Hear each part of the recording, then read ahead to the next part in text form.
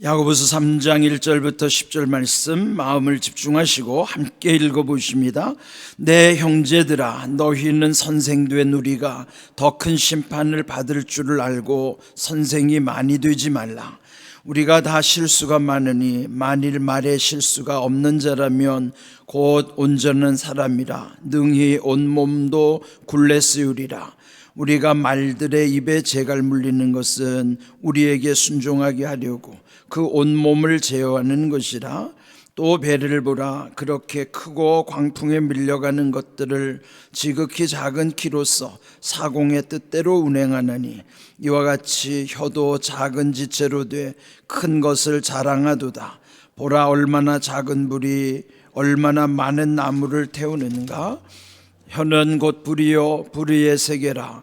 혀는 우리의 지체 중에서 온 몸을 더럽히고 삶의 수레바퀴를 불사르나니 그 사르는 것이 지옥불에서 나느니라. 여러 종류의 짐승과 새와 벌레와 바다의 생물은 다 사람이 길들일 수 있고 길들여 왔거니와 혀는 능히 길들일 사람이 없나니 쉬지 아니하는 악이요 죽이는 독이 가득한 것이라.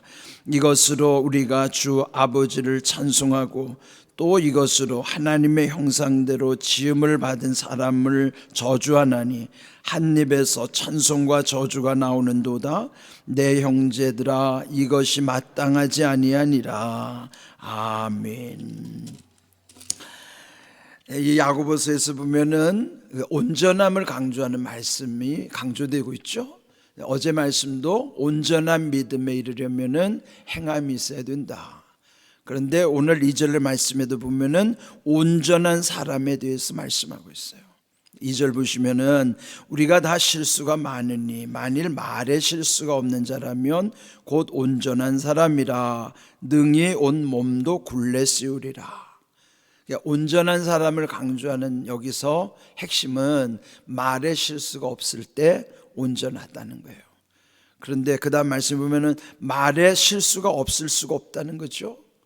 그렇다면은 여러분, 우리가 이 말에 실수만 없어도 사람을 신뢰하고 또 인정받죠. 우리가 흔히 주변에서 듣는 사람에 대한 이야기를 보면은 이제 사람은 절대 안 변해라는 말을 자주 해요. 우리가 이제 그거 참 조심해야 되는 말씀인데, 정말 절대로 안 변할까? 그 말은요, 절반은 맞는 말이에요. 그런데 고린도후서 5장 17절에 보면은 누구든지 그리스도 예수 안에 있는 자에게는 새로운 피조물임을 선포하는 거예요. 그리스도 안에서 새로운 피조물은 이전 것은 지나갔으니 보라 새 것이 되었도다. 그는 그리스도 안에서의 변화를 선언하시는 말씀입니다. 그런데 사람 절대로 안 변한다는 말은 왜 절반만 맞는가? 그리스도 안에 있지 않으면 절대 안 변해요. 그래서 절반은 맞는 것인데, 우리는 그리스도 안에서의 변화를 믿기 때문에 그리스도 안에 있으면 사람 다 바뀝니다. 그래서 주 안에 있으면 다 변할 수 있지만 주 안에 있지 않으면 결코 안 변하는 거예요. 그래서 우리가 말을 할 때 절대 안 변해라는 거는 세상의 논리고, 누구든지 주님 안으로 들어오면 다 변화가 되게 돼 있어요. 그런 내가 변화되는 게 아니라 나를 변화시키는 성령의 역사하심 때문인 것입니다. 그래서 오늘 주신 말씀에도 보면요, 이 1절에도 보면 그래서 이 선생된 우리가 더 큰 심판받을 줄 알고 선생이 많이 되지 말라. 왜요? 선생은 좋은 말은 막 하는데 그렇게 못 살거든요. 그러니까 선생이 심판받을 일이 많기 때문에 너희 중에 선생이 많이 되지 말라는 거예요. 교묘하게 교회 학교 선생 되라고 하면 욕말 가지고 핑계대는 사람이 있어요. 성경에 보니까 선생 많이 되지 말라고 합디다. 그래서 성경을 악용하는 거죠. 예? 우리가 왜 선생 되지 말라고 하는가 하면, 선생이라는 건 말은 많이 해서 좋은 말은 많이 하는데 거기에 자기가 감당하지 못하니까 나중에 다 책임져야 되고 심판받아야 되잖아요. 그 중에 하나가 목사예요. 이 목사 그래서 어려운 거예요. 뭐 말 잘하는 게 목사? 그거 아니에요. 다 나중에 자기가 책임져야 된단 말이에요, 이게. 그러니까 심판을 두려워해야 된다. 그러니까 여기 얼마나 두려운 자리인지 그걸 우리가 알아야 돼요. 그러니까 이 말의 실수라는 거를 이 선생들이 많이 범하기 때문에 목사도 말에 실수하기 쉽죠. 그러므로 우리가 이 말에 실수하지 않으려면 여기 3절 이하에 보면은 여러 가지를 비유로 들어요. 말들, 이 짐승 중에 말을 거기 입에 재갈을 물리는 것은 그 재갈을 물리면은 그 말을 다스리기가 쉽잖아요. 또 배를 보라 그래서 4절에 배도 큰 배를 움직이게 하는 것은 조그마한 키로 움직이는 거예요. 마치 큰 자동차도 작은 핸들에 의해서 운전을 하는 것처럼 큰 배도 그 조그만 그 핸들 키로 방향을 잡고 움직여지는 것처럼, 그와 같이 5절 보면은 혀도 조그맣지만은 그 혀가 온 몸을 움직이는 거예요. 또 마치 혀를 비유하자면 작은 불씨와 같지만은 그 나무들을 산을 온통 태워버릴 수 있는 그 힘이 있는 것처럼 말 한마디가요 사람을 살리기도 하고 죽이기도 하는 거예요. 그러니까 이 말이 얼마나 무서운가를 알아야 되죠. 그래서 이 말에 대한 것 계속 강조하는 게 6절에도 보면은 그 말할 때 이 혀가 움직이는데 혀는 곧 불과 같다는 거예요. 그래서 모든 것을 살라버리고 그러는데 여기 6절 불의 세계라 혀는 우리 지체 중에서 온 몸을 더럽히고 삶의 수레바퀴를 불사르나니 그 사르는 것이 지옥불에서 나느니라. 7절 보면은 이 땅에 있는 모든 것이 다 길들여지지만 여러 종류의 짐승, 새, 심지어는 벌레도 바다에 있는 그 물고기도 그 고래도 길들이잖아요. 조련을 통해서 얼마든지 이 피조물들이 다 길들여질 수 있는데 8절 사람의 혀는 길들일 수가 없다는 거예요. 사람의 혀는 능히 길들일 사람이 없나니 쉬지 아니하는 악이요 죽이는 독이 가득한 것이라. 내 혀가 죽이는 독이 묻어 있다는 거예요. 여러분 이게 진짜 무서운 것이죠. 그럼 이게 어떻게 변화될 수 있습니까? 그런데 이 혀의 문제가 아니잖아요. 혀의 문제가 아니라 말이라는 것이 그냥 나오는 게 아니라 말 이전에 생각 속에서 나오고 생각 이전에 마음 속에서 나오는 거예요. 예수님이 이거 말씀하셨잖아요. 누가복음 6장 45절 말씀 우리 함께 읽어보겠습니다. 선한 사람은 마음에 쌓은 선에서 선을 내고 악한 자는 그 쌓은 악에서 악을 내나니 이는 마음에 가득한 것을 입으로 말함이니라. 그냥 나오는 게 아니에요. 마음에 가득해지면 나오는 거예요. 마음에서부터 생각과 말로 행동으로 다 이어진다고 그랬죠. 그런데 이 말이라고 하는 것은요, 만약 이 내 마음에서부터 이게 변화되지 않으면 절대도 말도 변화되지 않아요.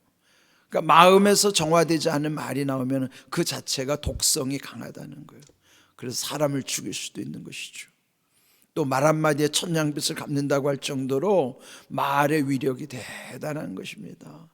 그럼 말을 잘하는 사람은 말이 많아서 말 잘하는 게 아니에요. 말을 잘하는 것은 그 사람을 위로해주고 살려주고 격려해 줄 수 있는 것, 긍정적인 메시지를 줄 수 있는 그런 말을 잘하는 사람이에요. 그런데 이 말의 변화는 이 말을 훈련한다고 되는 게 아니라 그 근원에서 어디서부터 이게 시작이 되는가? 마음에서부터 시작된다는 거예요. 그래서 선한 사람의 그 마음 속에 쌓여진 선이 나오는 것이고 악을 쌓으면 악이 나오는데 마음에 가득한 대로 입으로 말해지는, 그러면 그 마음에 가득한 선함과 악함이 마음에서부터 그대로 생각으로도 말로도 행동으로도 다 나오게 되는 거예요. 그 행동이 반복되면 습관되고 그 습관이 결국은 그 사람의 인격으로 나타나고 결국은 운명을 결정하는 것이란 말이죠. 그래서 이 마음을 잠언 4장 23절 우리 너무나 잘 아는 말씀이죠. 이 마음이 생명의 근원이란 말이에요. 이 마음의 생명의 근원 속에서 모든 것이 시작이 되므로 우리가 이 어제 주신 말씀도 잘 새기십시오. 우리 안에 이 마음의 변화는요, 살리는 영이신 그리스도 영이 우리 안에 이 마음을 만져주셔야만 마음이 변화되는 거예요. 우리 안에 그리스도 예수의 마음을 품을 수 있는 것은 예수님의 영이 우리 안에 들어오셔야 내 영이, 내 영과 마음, 그를 일컬어서 마음과 영을 합쳐서 심령이라고 그랬죠. 내 마음과 영, 심령이 변화되는 거예요. 그는 그리스도의 영, 하나님의 영, 성령만이 나를 그렇게 변화시켜 주실 수 있는 것이지 내가 변화되지 않아요. 나는 나를 변화시킬 수가 없어요. 그래서 내가 스스로 온전해지는 사람이 아니라 온전한 사람이 되려면은 내 마음속에 주님이 오셔야 되고 그 주님의 영이, 성령이 나를 만져주셔야지만 내 마음이 변화됨으로써부터 생각도 말도 행동도 다 거룩함으로 이 방향이 딱 정해지는 것입니다. 주님을 닮는 모습은 내 마음에 주님이 오셔야 되는 거예요. 주님의 영이 내 마음을 터치해 주셔야 돼요. 만져주셔야 되는 거예요. 우리가 주님 앞에 올 때마다 주님 만져주시옵소서 그 기도 가운데 만져달라는 게 내 마음부터 주님이 만져주셔야 되는 거예요. 거친 마음, 그러면요 이 거친 마음에 말이 다 거칠어지게 돼 있어요. 요즘 우리 교회 보면 서로 칭찬하는 걸 제가 많이 들어요. 누구를 만나보면 누구 칭찬하는 모습이, 제가 처음 왔을 때 그런 게 잘 안 들리더라고요. 제가 처음 왔을 때는 되게 까칠한 사람들이 많았거든요. 근데 요즘에 보니까 요즘은 아주 얼마나 이 말의 변화들이 있는지, 칭찬하는 말, 인정하는 말, 세워주는 말, 제가 그런 말씀 들을 때마다 우리 교회가 이미 예수님이 우리의 성도들의 마음을 만져주고 계시구나, 그런 생각이 얼마나 감사한지 몰라요. 여러분의 마음이 늘 예수님의 영으로, 그러려면 어제 살리는 영은 예수님의 말씀, 그 말씀만이 우리를 살리는 생명이요 영생, 영이 살리는 영이라는 말씀 기억하시고, 온전한 것은 내가 하는 게 아니라 온전한 사람 되는 비결은 온전하심을 주실 수 있는 예수님만이, 그래서 그 말씀의 영, 기도의 영, 이런 건 다 성령께서 주도하시는 거예요. 이런 귀한 은혜 가운데 우리가 다 온전한 믿음, 온전한 사람으로 세워질 수 있기를 주님의 이름으로 축복합니다. 아멘.